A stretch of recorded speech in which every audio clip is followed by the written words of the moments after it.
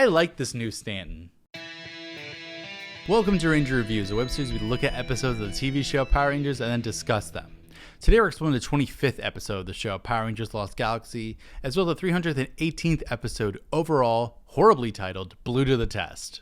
We begin this episode on the bridge, where Stanton is being Stanton. He notices Kai coming over. He asks how far they are from a star, and apparently 83.4 gigameters, and Kai says that they should change course in 8 hours and 24 minutes. And Stanton says that's what the procedures say, but what do your instincts say? Kai says they should move now so they have room to maneuver, and Stanton tells him that's fine, trust your instincts.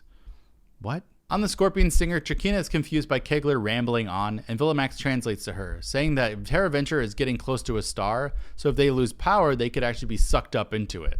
She likes this idea. Meanwhile, Stanton's dumbass kid is doing a terrible drawing of him. "This one's for you, Daddy," she says, showing it to him. He says it's a pretty good likeness.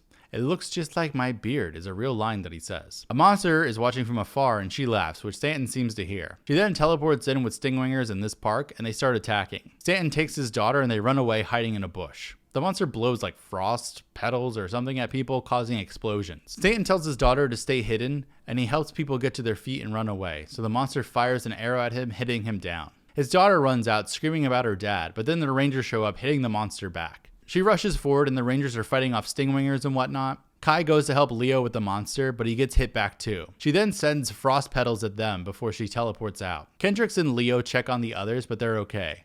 Also, Jody is still screaming for her dad to wake up. He does finally, sitting up. The Rangers run over, asking if he's okay. Stanton flatly says, "Yes, I'm fine."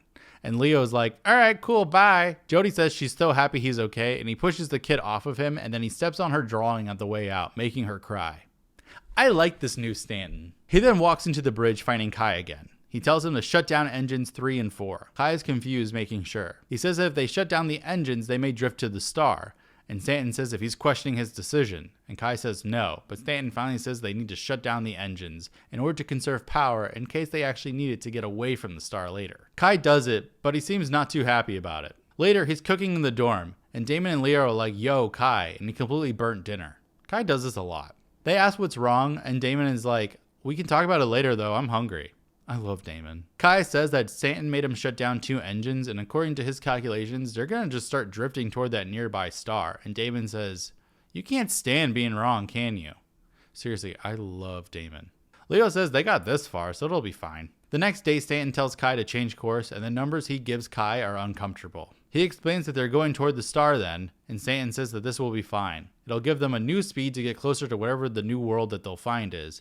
And Kai's like, "No, this is a bad idea." And Stanton asks if he's refusing a direct order, and Kai says he won't do it. So Stanton rips off Kai's patch.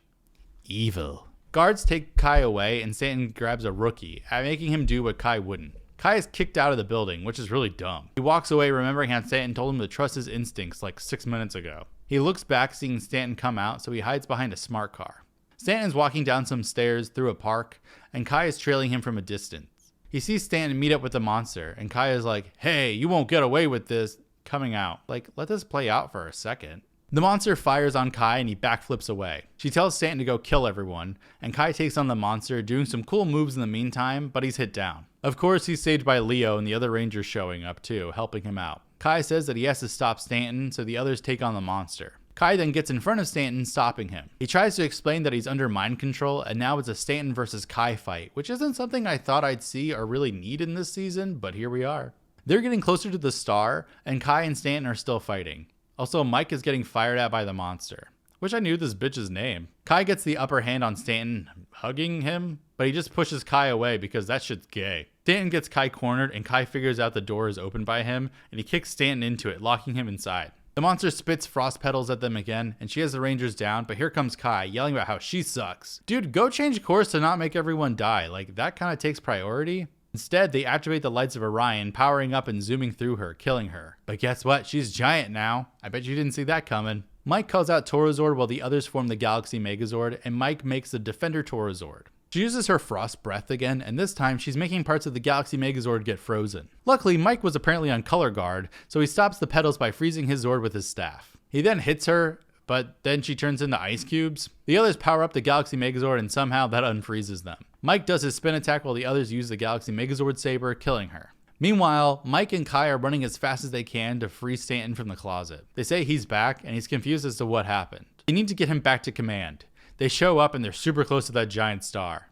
Everyone is there just like sweating. Like, what the hell were they doing? Were they just gonna let everyone else die? They turn on all 4 engines and maximum thrust and the colony is saved, moving away from the giant red star. Seriously, was the rest of the crew so dumb that they were just willing to die? Later in the park, Kai, Maya, and Leo are with Jody, and Stanton shows up in his smart car bringing art supplies and markers to her, asking her to make him another drawing.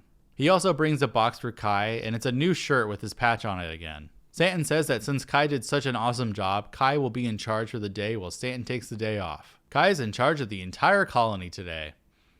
Okay. Kai shows up on the bridge and everyone is standing there waiting for him. Then the staff does a slow clap for him. Why? Because he did what none of you dumbasses could do? Kai starts telling everyone what to do, and we see the GSA logo on a binder.